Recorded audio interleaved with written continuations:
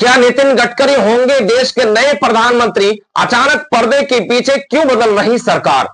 इन दिनों भारत की रणनीति एक भूचाल आया हुआ है, और यह भूचाल किसी अन्य दलों के अंदर नहीं है, बल्कि भारतीय जनता पार्टी और आरएसएस और भारतीय जनता पार्टी के सहयोगी दलों के अंदर ही है। और जो चाणक्य कहे जाने वाले भारतीय जनता पार्टी के अंदर अमित शाह और प्रधानमंत्री मोदी, अब इन दोनों की सत्ता डोल पड़ा है, और इन दोनों के सत्ता को खत्म करने के लिए और बीजेपी की एक नई पीढ़ी और बीजेपी की एक नई सोच देने के लिए आरएसएस ने अब पत्ता साफ कर दिया है।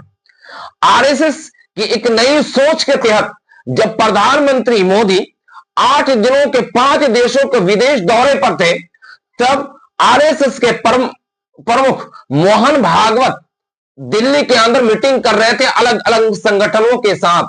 और जैसे ही प्रधानमंत्री मोदी दिल्ली आए विदेश से लौट करके, तब गोदी मीडिया के मुंह पे मानो कि सांप सूंघ गया।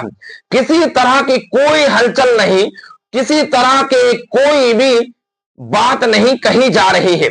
और जैसे ही प्रधानमंत्री मोदी विदेश दौरे पर गए, नितिन गडकरी आरएसएस के मुख्यालय से सीधा तौर पर मोदी पर हमला कहा और कहा कि इस देश के अंदर गरीबी बढ़ रही है, इस देश के अंदर कुछ अमीर लोग अमीर होते चले जा रहे हैं और गरीब लोग गरीब होते चले जा रहे हैं, और कुछ धनवान लोग धनी होते चले जा रहे हैं। यह कटाक्ष था प्रधानमंत्री मोदी को ऊपर, जो प्रधानमंत्री मोदी और भारतीय जनता पार्टी के खुद ही मंत्री है।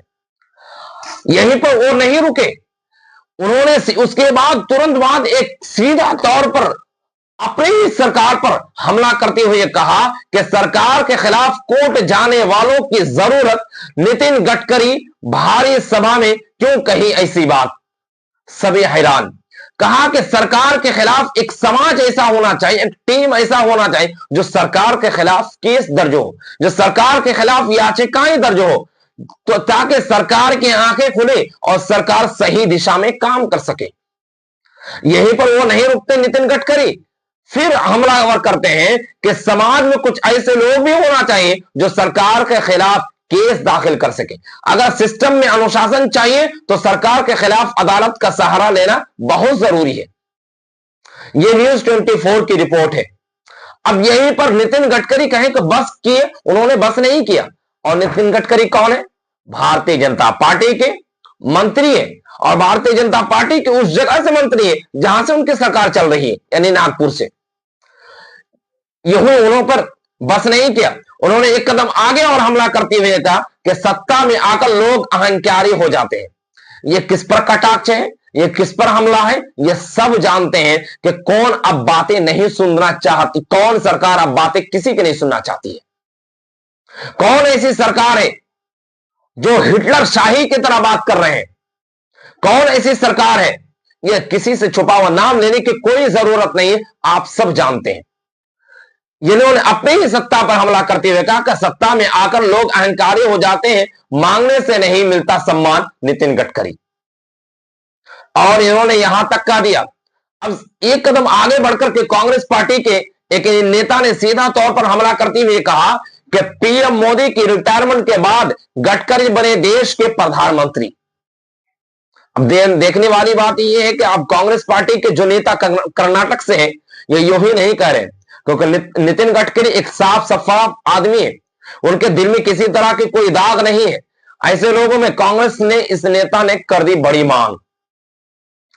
ये सारी संकेत, और नितिन गडकरी जब से मोहन भागवत दिल्ली दौरे पर अलग अलग संगठनों के साथ और आरएसएस के मुख्यालय दिल्ली के अंदर जो मुख्यालय बना है, उस मुख्यालय से मीटिंग के बाद नितिन गडकरी सीधा नागपुर पहुंचते हैं और ऐसे हमला करना शुरू कर देते हैं प्रधानमंत्री मोदी पर। और प्रधानमंत्री मोदी जब विदेश से लौटे तो किसी तरह की कोई भी बातें नहीं कही। उन्होंने एक सोशल मीडिया के किसी तरह की कोई भी चीज नहीं डाली उन्होंने, ना तो ट्विटर पर, ना तो यूट्यूब पर, और ना ही सोशल मीडिया की किसी और प्लेटफॉर्म पर। यानी प्रधानमंत्री विदेश से लौटने के बाद सीधा सांप के बिल में घुस चुके हैं। अब तक किसी तरह, हाल ऐसा नहीं है कि प्रधानमंत्री मोदी के पास कोई काम नहीं है, ऐसा हरगिज नहीं है, लेकिन विदेश से लौटने के बाद कोई भी कार्यक्रम नहीं हुआ। इस बात को समझते हुए यह देखा जा सकता है कि क्या नए प्रधानमंत्री बनाने की दिशा में आरएसएस आगे बढ़ रहे हैं, क्योंकि आरएसएस ने जो बातें कही है कि 75 वर्ष पूरा होने के बाद उन्हें मार्गदर्शन में चले जाना चाहिए, और 75 वर्ष पूरा होने के बाद जो साल उड़ाया जाता है, इसका मतलब यह है कि आप मार्गदर्शन में चले जाएं, अब आपकी आयु हो चुकी है, अब बाजू वालों को जगा दीजिए। ये सारे संकेत आरएसएस की तरफ से और भारतीय जनता पार्टी के मंत्री ही भारतीय जनता पार्टी के प्रधानमंत्री के ऊपर कटाक्ष कर रहे हैं। यह साफ साफ दिख रहा है कि नई सोच और आरएसएस के एक नई रणनीतियों के साथ काम कर रही है। मैं ये जिम्मेदारी के साथ तो नहीं कह सकता कि प्रधानमंत्री बदल ही जाएंगे, लेकिन यह सारे संकेत बहुत कुछ बताता है, यह सारे संकेत बहुत कुछ देता है, और रणनीति संकेत पर ही आधारित होती है। तो फिलहाल इस खबर में इतना ही।